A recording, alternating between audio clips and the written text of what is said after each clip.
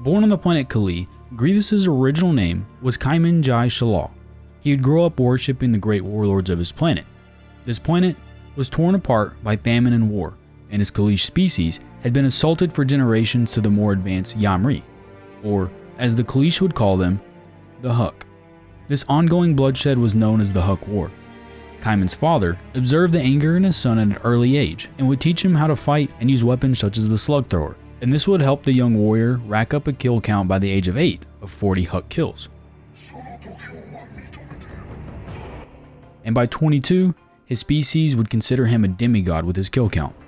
Qymaen also had a dream turned prophecy. This dream had Qymaen walking in the forest with his leg swords, slaying a local beast. When he awoke, he considered the dream so realistic he set out on his own journey to kill one in reality.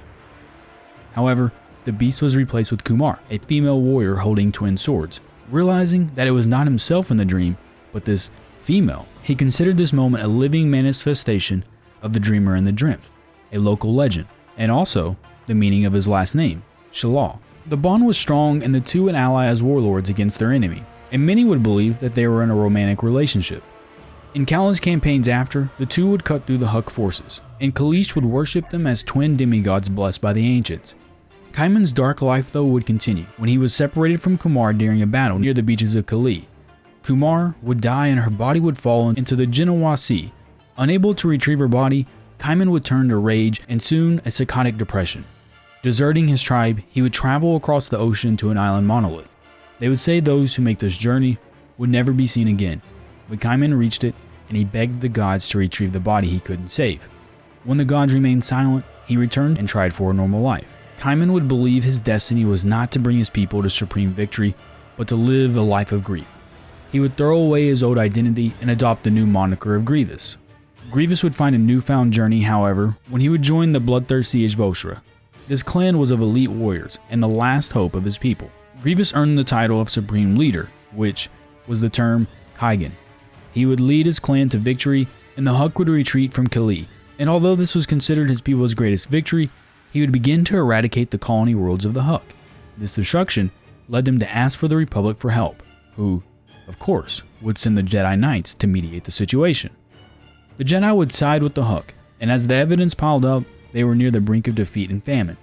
The Republic brought fines and embargoes to the Kaleesh, sending them back ages, and a Great Depression would kill thousands. This event ignited the hatred Grievous would have against the Jedi. Desperate, the Warlord would join the Intergalactic Banking Clan as an enforcer, and they would agree to take on the debt of the Kaleesh. Grievous would do this job for some time and even work alongside Count Dooku of Serrano. Back on the planet Kaleesh, the Huk just couldn't refrain from their need to exact dominance on the Kaleesh, and Grievous would learn that the sacred burial grounds of the colony worlds had been vandalized, and to fuel the fire even more, the Republic knew of this matter and did nothing.